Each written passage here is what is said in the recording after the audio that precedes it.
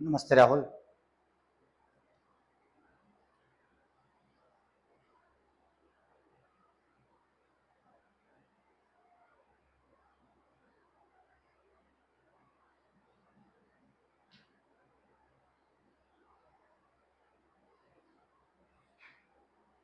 जयंत राठौर।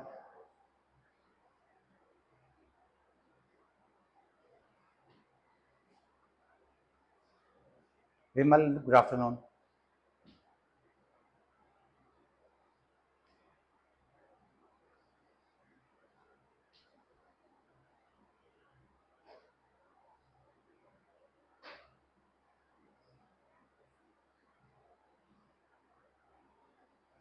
ठीक है। एक्चुअली राहुल क्या है कि इस क्वेश्चन का जो मेकअप है ना, थोड़ा टफ है। डेलिबरेटली चुना हुआ है ना, तो टफ है। आपके एग्जामिनेशन में जो क्वेश्चंस मिलेंगे ना, वो इससे बहुत आसान होंगे। तो आपको आपको करना ये है कि अगर यहाँ पे कम भी आ रहा है तो नो प्रॉब्लम इज देयर ना, कोई दिक्कत नहीं है। आप यहाँ पे सीख रहे हो। आपका जो ओरिजिनल एग्जामिनेशन होगा ना, वहां पे आपको आसान लगना चाहिए, चीजें आसान लगनी चाहिए। और वहां पे अगर चीजें आसान लगेंगी ना, तो that will be a good thing, that will be certainly a good thing. So आप इसको ध्यान रखें कि चीजों को अभी आप टफ लेवल पे रखें, अभी आप चीजों को टफ लेवल पे रखें, सो दैट कि ओरिजिनल एग्जामिनेशन में चीजें आपको आसान दिखाई पड़े।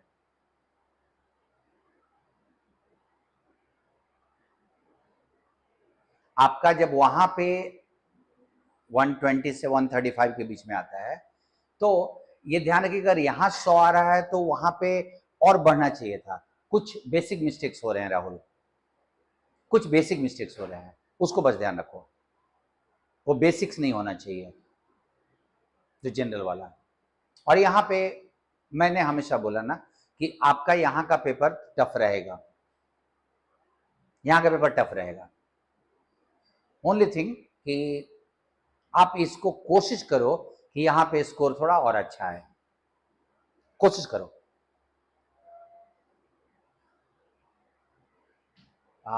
And Vimal, how was the paper? Rathore, paper कैसा था भाई?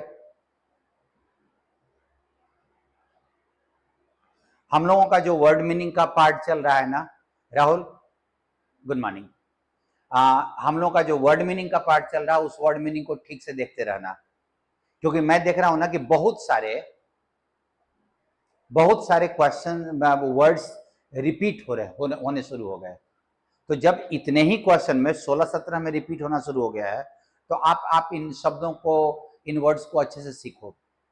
मुझे लगता है कि और अगर मैं 25-30 सेट और अगर रेडी होता है, that will be more than sufficient. अच्छा लगेगा। कल से आसान था Vimal, it was nice, nice to here.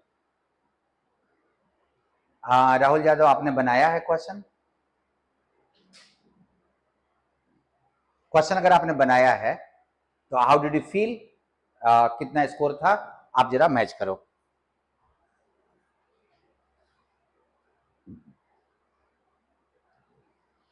Closest कितना सही हुआ है राहुल, मेरे को ये देखना है भाई। आंसर्स मैच कीजिए please. Ashish, morning. Good afternoon.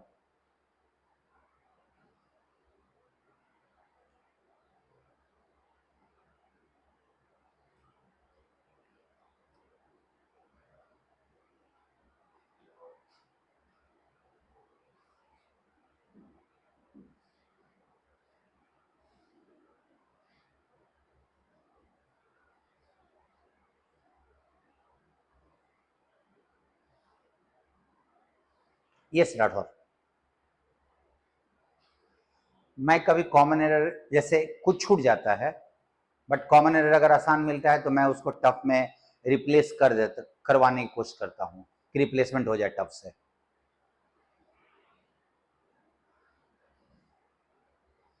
हाँ, आज से एक चीज और कर रहा हूं मैं आप लोगों के लिए, कि ये जो वर्ड का जो लिस्ट मैं बना के आपको एक्सप्लेन करता हूं, ये लिस्ट आपको मैं अपने रिलेटेड टेलीग्राम चैनल पे पोस्ट कर दे रहा हूं, ये पूरा पेज, सो दैट कि आप वहां से डाउनलोड करके रख लो अपना। ये टेलीग्राम चैनल पे मैं पोस्ट कर दे रहा हूं इसको, इस लिस्ट को। रिलेटेड लिंक उसके नीचे में दिया हुआ है डिस्क्रिप्शन में, आप टेलीग्राम चैनल पे जाके इसके वर्ड के लिस्ट को आप डाउनलोड कर लेना। आज से मैंने ये ऐड कर दिया है।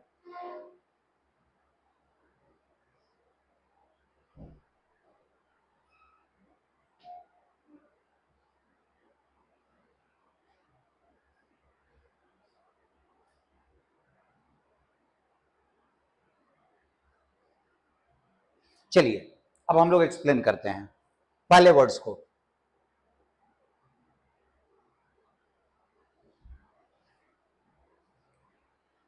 Three questions. चलो स्ट्रेट फॉरवर्ड आज अच्छा रहा है, कल बहुत गड़बड़ हो गया था।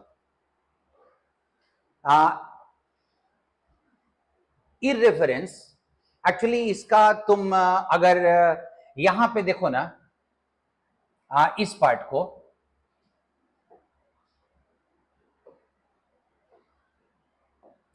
तो ये एक्चुअली जिस वर्ड से बना है उसको रिवियर वर्ड बोलते हैं।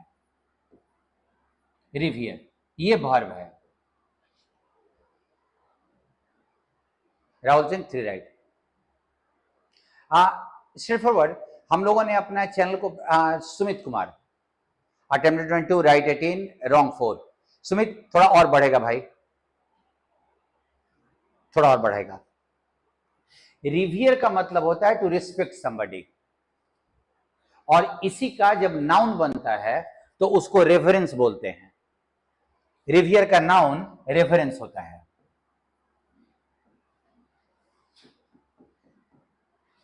अगर ये हो गया आदर करना तो ये हो गया आदर, और रेफरेंट उसका एडजेक्टिव होता है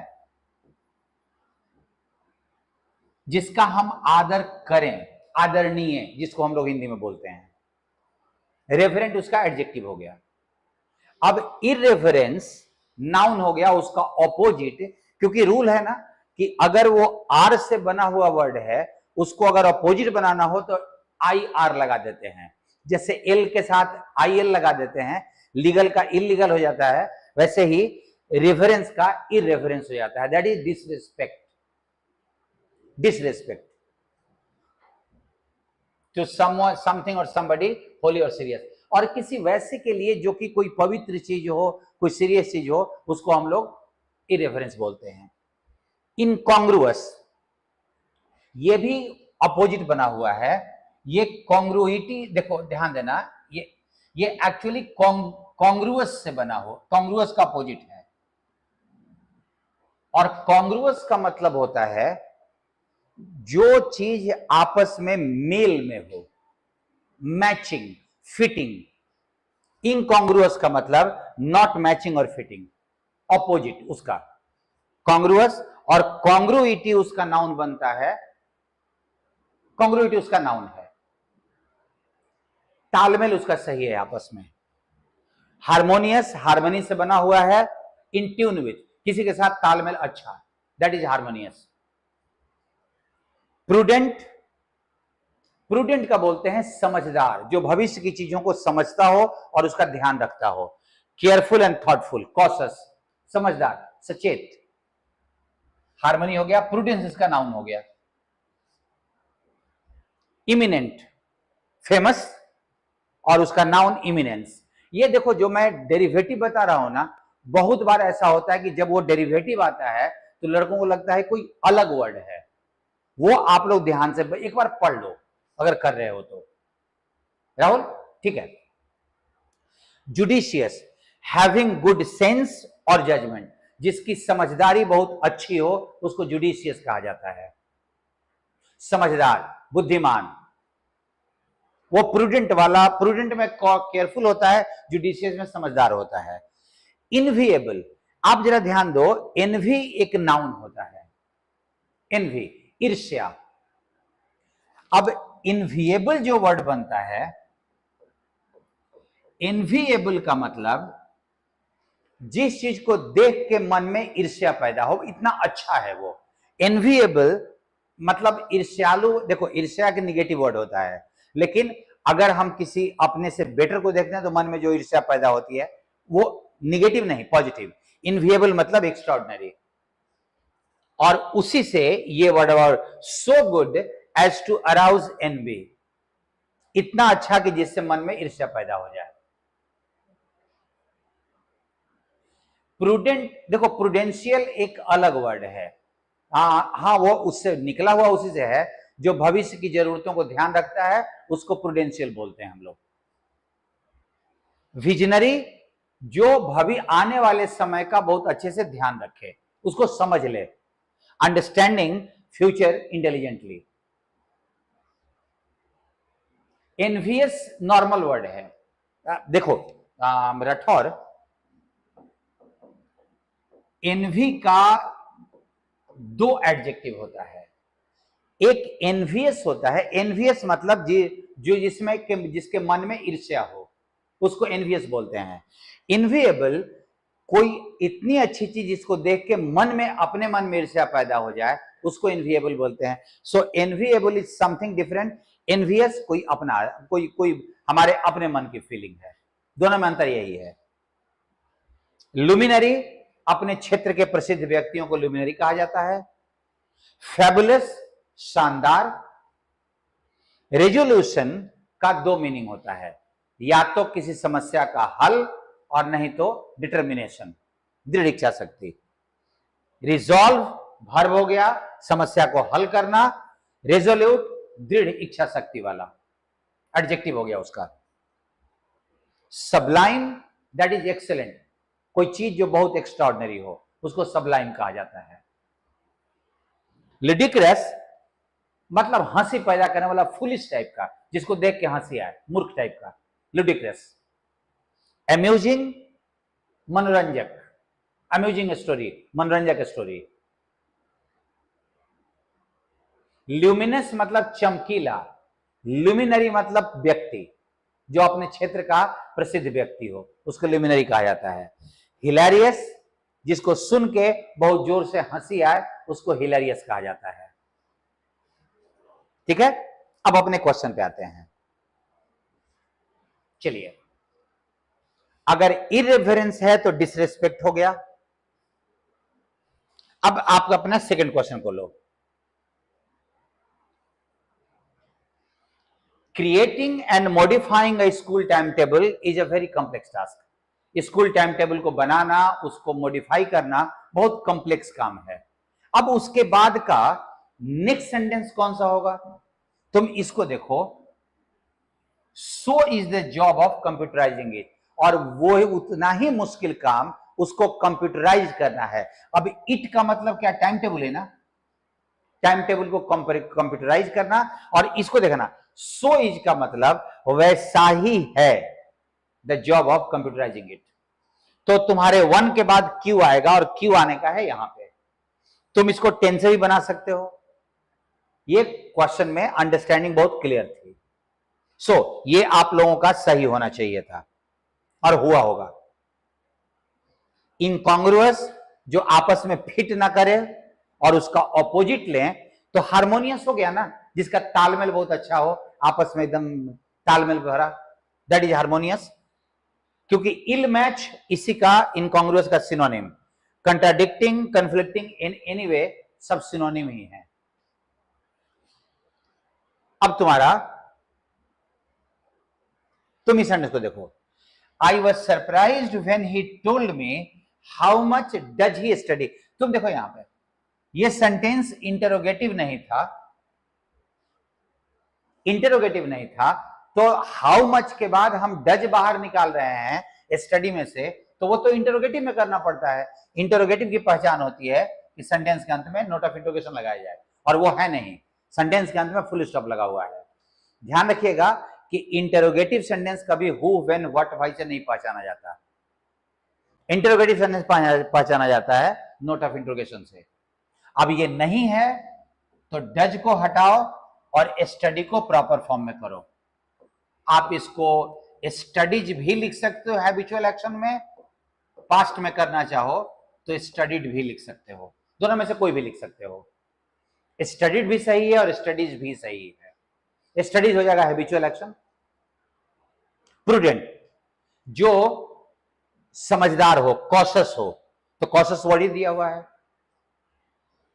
डन विथ गुड जजमेंट, जिसमें हम किसी काम को बहुत सोच समझ के करें, तो वो तो जुडिशियस हो गया ना। स्ट्रेट फॉरवर्ड देखो, क्वेश्चन ये है कि बहुत बार एवरीडे भी लगा हुआ है ना, तो एवरीडे के चलते पास्ट के सेंटेंस में हम प्रेजेंट भी रख लेते हैं, क्योंकि ये हैबिचुअल एक्शन है। तो हम उसको, मैंने क्या कहा, मैंने दोनों चीज दिया है, लेकिन स्टडीड अगर करें, पढ़ता था, तो वो उससे ऐसा हो सकता कि मैं सरप्राइज हो गया जब उसने बताया कि वो कितना पढ़ता है, अभी भी चल रहा है, तो एवरीडे के चलते हम उसको प्रेजेंट में भी रख सकते हैं। प्रूडेंट हो गया, हाँ। डन विद गुड जजमेंट तो हो गया ना, जुडिशियस, समझदारी से करने वाला, क्योंकि जुडिशियल का तो जज से जुड़ जाता है ना, न्यायिक, इमिनेंट, प्रसिद्ध, इनविएबल, बहुत अच्छा, जो हमारे मन में ईर्ष्या पैदा कर दे। अब ये तुम्हारा स्पेलिंग का मिस्टेक, ग्रैनरी, NARY, लुमिनरी, अपने क्षेत्र के प्रसिद्ध व्यक्ति, ए लगेगा, सीनरी, SCNERY, विजनरी बस सही है, भविष्य की चीजों का ध्यान रखने वाला। You will be, they will ask you will be ask, सीधा। सो ये 8 नंबर बहुत आसान था। 9, the study of physical life और लिविंग मैटर, किसी फिजिकल लाइफ, किसी चीज के शारीरिक बनावट या उसके बॉडी के स्ट्रक्चर को स्टडी के लिए फिजियोलॉजी कहा जाता है, उसको फिजियोलॉजी। बॉटनी और जूलॉजी मिला के बायोलॉजी बनता है, जूलॉजी में लिविंग ऑर्गेनिजम्स का स्टडी करते हैं, सो फिजियोलॉजी उसको बोलते हैं। इसको देखो, इस क्वेश्चन को तुम अगर इस क्वेश्चन में देखो, तो इस क्वेश्चन में तुमसे पूछ रहा है, अगर तुम ऑप्शन देखे तो पता चल जाता, रिस्पेक्ट और फेथ में कौन कौन सा प्रीपोजिशन लगेगा। I have get respect for and faith in, so तुम्हारे पास ऑप्शन नंबर सी हो जाएगा। ये आसान क्वेश्चन था। अगेन इंटरोगेटिव का स्ट्रक्चर यहां है, देखो, क्योंकि अंत में तो फुल स्टॉप लगा हुआ है ना, तो व्हाई ही कॉल्ड मी अ फूल, उसने मुझे मूर्ख क्यों बोला। डिड यहां से हटा के कॉल को V2 में डालना होगा। सो इंटरोगेटिव का ही दोनों कॉमन एरर दिया हुआ था। करेक्टली स्पेल्ड वर्ड, फुलफिल में एक L नहीं होता, फैबुलस में एक B नहीं होता, इल विल सही है, यूजफुल में एक L नहीं होता, एक L नहीं होता है। एक idiom phrase, they made no bones about, make no bones का मतलब होता है अपने भावनाओं को बिना छुपाए डायरेक्ट बता देना, बिना छुपाए। Did not have any hesitation in, so they make no bones about मतलब उनको बताने में कोई हिचक नहीं हुई। ये बहुत बार पूछा हुआ क्वेश्चन है। 14,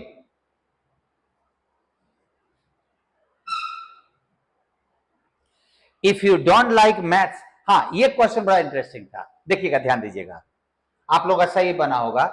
अगर तुमको स्कूल में मैथ्स नहीं अच्छा लगा, यू एट कॉलेज टू, देखिएगा ध्यान है, if you do not like मतलब आप अभी स्कूल में हो।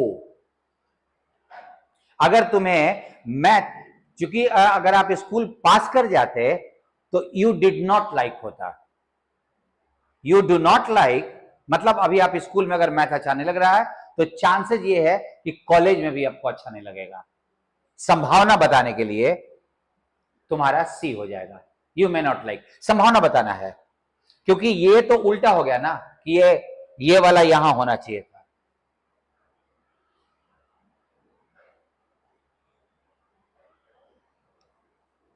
क्वेश्चन नंबर तुम्हारा 15 में, hopes of a settlement, settlement का की आशा डिपेंड करती है कि इस डिस्कशन का क्या परिणाम निकलता है, दैट इज आउटकम। रेजोल्यूशन हल, डिस्कशन का हल नहीं होगा, समस्या का हल होगा। And breakthrough, breakthrough का मतलब अचानक मिलने वाली कोई उपलब्धि जो लंबे समय से हम प्रयास कर रहे हैं। आउटकम परिणाम, हाँ, लंबे समय से हम प्रयास कर रहे हैं, प्रयास करने के बाद अचानक इस दिन हमको कोई उपलब्धि मिल जाएगी, that is called break through.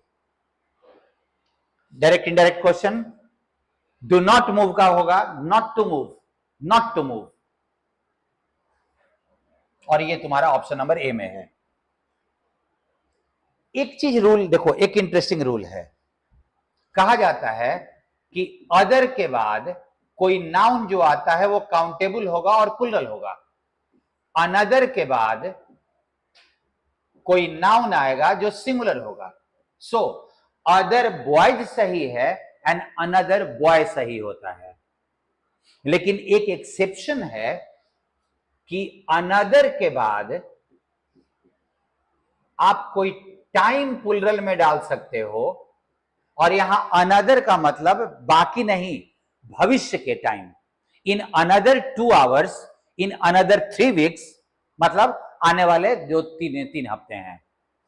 और वही चीज लिखा हुआ है इन अनदर 10 ईयर्स, वो आने वाले समय के लिए लिखा जाता है। Man will probably learn, man will have learn, मनुष्य सीख लेगा आने वाले 10 सालों में।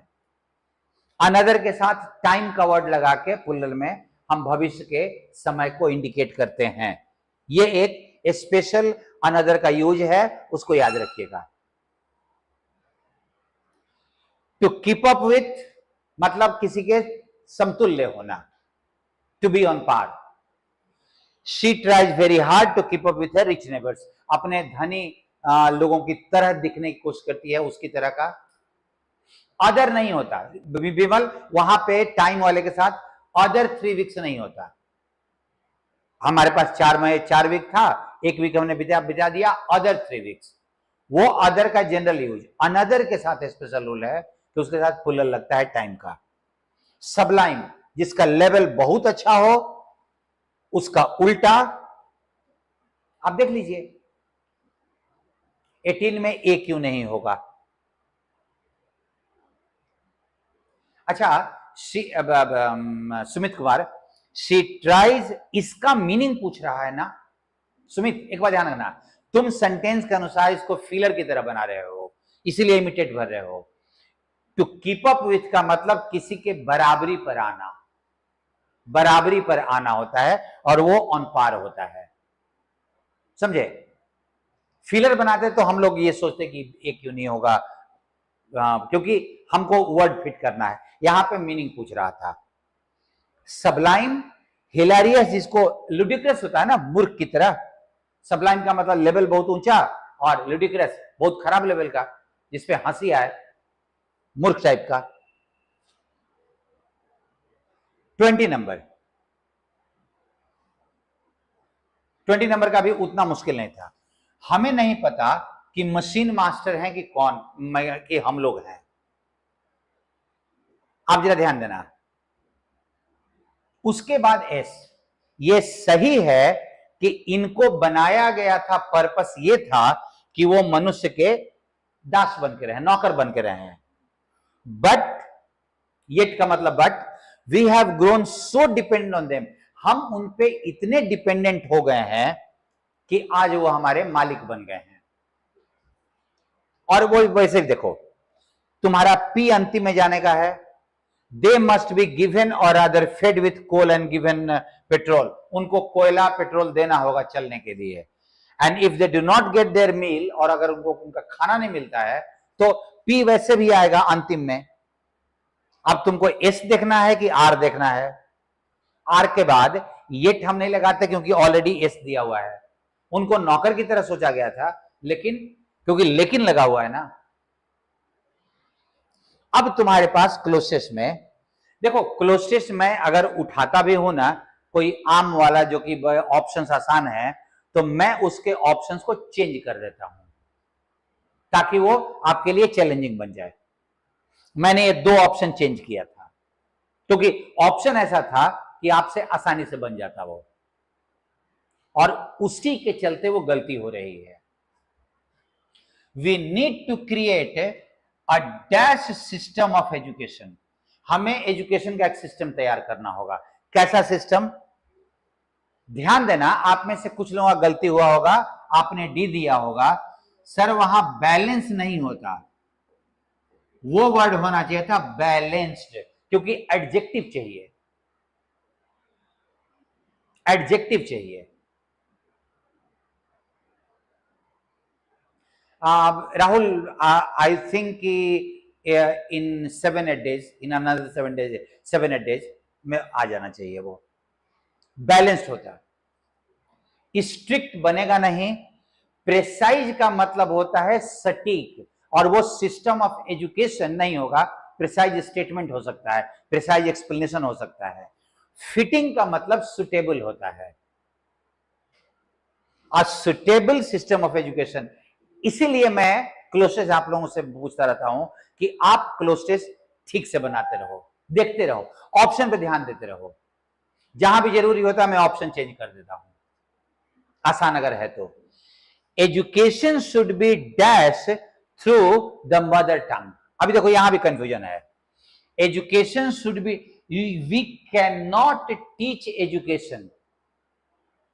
हम एजुकेशन नहीं पढ़ा सकते, हम शिक्षा दे सकते हैं, पढ़ा नहीं सकते। Education should be provided, not providing. ये वर्ड सही था, फॉर्म गलत है। एजुकेशन शुड बी टेकन तो होना नहीं है, वो तो सब कुछ हटा देगा।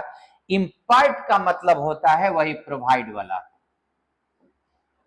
इम्पार्ट का वही मतलब होता है प्रोवाइडेड, और इसीलिए वो सही हो जाएगा।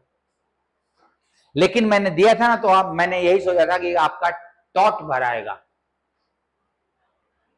Through the mother tongue and through English language as well. अब 23 में dash in ones mother tongue is very important. अब ऑप्शन देखो, थिंकिंग, स्पीकिंग, लिसनिंग या पढ़ाई। पढ़ाई ना, मदर टंग और इंग्लिश में पढ़ाई बहुत जरूरी है, स्टडिंग। टीचिंग में डाल देता ना तो हो जाता। It dash a feeling of love and respect for his mother language. ये लव एंड रिस्पेक्ट अपने मदर लैंग्वेज के लिए पैदा करता है। इट क्रिएट्स, इट है क्रिएट कैंसिल, क्रिएट्स होता, डेवलप कैंसिल, डेवलप्स होता। ये दोनों वर्ड सही है, लेकिन एस नहीं लगा हुआ है। ओरिजिनेट तुम वैसे भी काट दिए होगे। इनकलकेट वही वर्ड दिया हुआ है, भारी वर्ड, बट मीनिंग वही होता है, क्रिएट करना या डेवलप करना। ध्यान रखना राहुल, अभी के बाद से एक लेसन होगा कि अगर शब्दों का फॉर्म अलग अलग है, कुछ में एस लगा हुआ है, कुछ में नहीं लगा हुआ है, तो फिलहाल मीनिंग छोड़ के पहले ये डिसाइड करो किस फॉर्म का वर्ड होगा। अगर यहां एक जगह पे प्रोवाइडिंग दिया हुआ है, एक जगह पे टॉट दिया हुआ है, तो सबसे पहला ये डिसीजन करना होता है कि तुम्हारा वहां वर्ब का फॉर्म जाएगा कैसे, कौन सा, और जो जो उस फॉर्म में है उसको सोचो। अगर किसी में V5 है, किसी में V1 है, तो सबसे पहले डिसीजन कि V5 होगा कि V1 होगा। Got it? A person would be dash of his own cultural richness. एक व्यक्ति अपने सांस्कृतिक समृद्धि, विरासत जो है, उससे वंचित रह जाएगा if he is unable to read books written in his mother tongue. अगर वो अपने मदर टंग में लिखी हुई किताबों को नहीं पढ़ पाता है। अब ध्यान देना, ऑप्शन नंबर बी फालतू का दिया हुआ है, और मैंने जानबूझ के थोड़ा टफ कर दिया। डिवॉइड और बिरेफ्ट दोनों एडजेक्टिव हैं, दोनों के साथ ऑफ लगता है, और इसका मतलब होता है वंचित, अगर ये डिवाइडेड और बिरेफ्टेड नहीं होता, डिवाइड होता और बिरेफ्ट होता, तो ये सही हो जाता, क्योंकि ये एडजेक्टिव है। एडजेक्टिव में कभी ईडी नहीं लगेगा और ये वर्ब नहीं होते हैं। और सेम मीनिंग शॉर्न ऑफ होता है, ये V3 है बट ये एडजेक्टिव की तरह यूज होता है और मीनिंग सेम होता है। आपका ये थोड़ा मैं मानता हूं कि थोड़ा टफ वर्ड डाला हुआ था। Shorn of is equal to divide of, वंचित। राहुल ध्यान रखना, क्लोज टेस्ट आपके लिए हमेशा चैलेंजिंग रहेगा, क्लोज टेस्ट आपके लिए चैलेंजिंग रहेगा। और मैं, आप लोग जितने लोग सुन रहे हो उनको मैं बोल रहा हूं कि ये शब्दों को कलेक्ट करके रखो। शब्द बहुत सारे हैं, अच्छे अच्छे हैं, कोई बात नहीं विमल, एक आध देखो, इतने भारी नहीं मिलेंगे। अगर वो देगा भी ना तो हो सकता है मेंस में दे, बट मेरे को डाउट है कि इतने टफ वर्ड पे आएगा। लेकिन अगर वो किया तो तुम्हारे को कोई दिक्कत नहीं है।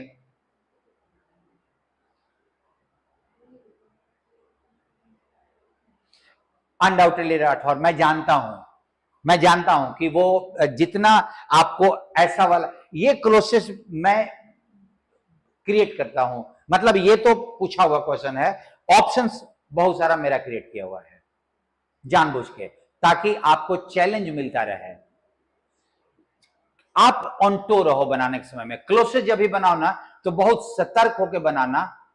और उसमें भी आप लोगों ने अगर 22-23 सही किया है, आप में से एक आध लोगों ने किया है, तो ये मार्वेलस है कि ऐसे क्वेश्चंस में भी आपने सही किया है। Vimal, keep it up, straightforward, keep it up. Rathore, just continue करो तुम लोग। और बाकी लोग, आप लोगों में से जिन लोगों ने अच्छा बनाया है ना, एकदम कुडोज टू देम। अभी मैंने एक वर्ड बोला ना, कुडोज।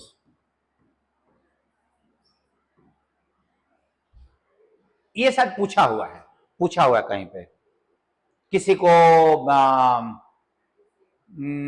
को अप्रिशिएट करने के लिए हम इस्तेमाल करते हैं। आप लोग बनाते रहो, अगर पार्टिसिपेट करते रहोगे तो मेरे को चैलेंजिंग पार्ट देने में बहुत मजा आएगा। एंड सिंपल सी बात है, आप चैलेंज लो, मैं आपको कर रहा हूं, और अल्टीमेटली हो क्या रहा है, अगर एक्सप्लेनेशन हो रहा है तो बी श्योर कि तुम्हारा लेवल बढ़ रहा है। यही तो बात है ना कि मैथ्स में तुम एक भी क्वेश्चन बिना एक्सप्लेनेशन के नहीं छोड़ते। इंग्लिश में एक्सप्लेनेशन नहीं करते हैं हम लोग बेसिकली, बस कंटिन्यू करो अपने एक्सप्लेनेशन को। अभी we have got the time, चीजें स्टेबल होंगी और बहुत अच्छा आएगा। एग्जामिनेशन में बैठोगे ना तो मजा आएगा, बनाने में आसान मिलेगा। मिलते हैं अगले सर के साथ कल। Thank you to all of you. चलो बाय, सी यू देयर।